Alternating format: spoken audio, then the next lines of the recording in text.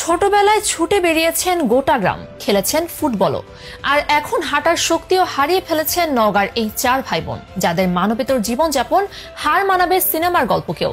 শারীরিকভাবে অক্ষম হয় দুর্বিষহ এক জীবন পার করছেন তারা। চার সন্তানের এমন অবস্থা দেখে মানসিক ভারসাম্য হারিয়ে ফেলেন তাদের মা। এত ঝড় ঝঞ্ঝার পরও হার মানতে নারাজ তারা। জীবনের সাথে প্রতিনিয়ত লড়াই চালিয়ে যাওয়া এই চার ভাই বোনের দৃঢ় বিশ্বাস একদিন আধার শেষে আলো আসবেই। 10 বছর বয়স পর্যন্ত সুস্থ ছিলেন তারা। এ সময় আর 10 জন শিশুর মতোই খেলেছেন মাঠে ঘাটে। বয়সে 12 পেরোতেই অস্বাভাবিকভাবে হাত পা ছোট ও চিকন হতে শুরু করে, সে সাথে বেঁকে যায় শরীরও। তাদের বয়স যখন 10 বছর ছিল তখন তারা সুস্থ স্বাভাবিক ছিলেন। বন্ধুদের সঙ্গে ফুটবল খেলতেন, আড্ডা দিতেন, হাটে বাজারে যেতেন।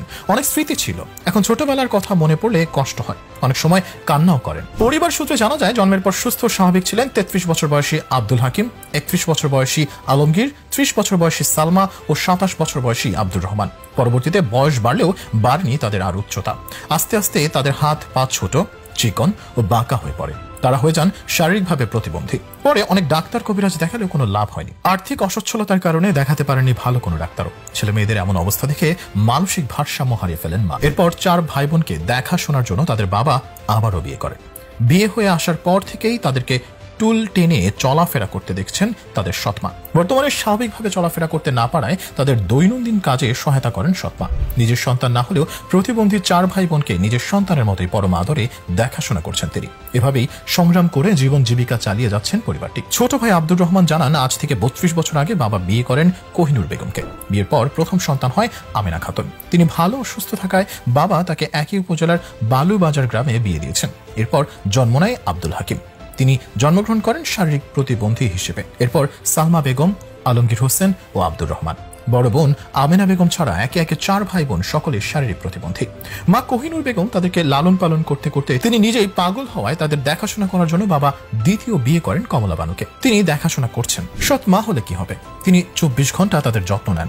কষ্টের কথা বলতে বলতে এক পর্যায়ে এই চার ভাই বোন বলেন, যদি আল্লাহ আত্মহত্যাকে পাপ না ঘোষণা করতেন তাহলে আমরা আত্মহত্যা করতাম। বয়সের ভারে দিন দিন অসুখ বিসুখ লেগেই রয়েছে।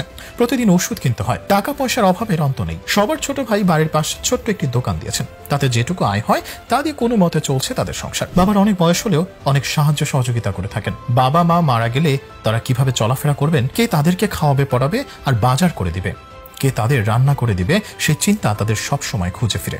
বর্তমানে দারিদ্র্যের নির্মম কষাঘাতে জর্জরিত এই পরিবার। গরিব অসহায় পিতা তার প্রতিবন্ধী চার সন্তান নিয়ে জীবন যুদ্ধ চালিয়ে যাচ্ছেন। নিজের এবং সন্তানদের চিকিৎসা করাতে সর্বস্ব হারিয়ে চোখে অন্ধকার দেখছেন। চার ভাই বোন অনেক কষ্ট আর সমস্যার মধ্য দিয়ে বেঁচে আছি। চলাফেরা করা যায় না, টুল টেনে না হলে হামাগুড়ি দিয়ে কোনো রকম চলাফেরা করতে হয়। পরিবারের আর্থিক সচ্ছলতা ভালো না হয় কোনো অসুখ হলে ঠিকমতো ওষুধও কিনে খেতে পারেন না। তাই সরকারের পক্ষ থেকে বা কোনো বিত্তবান মানুষ তাদের পাশে দাঁড়ালে একটু উপকার হতো।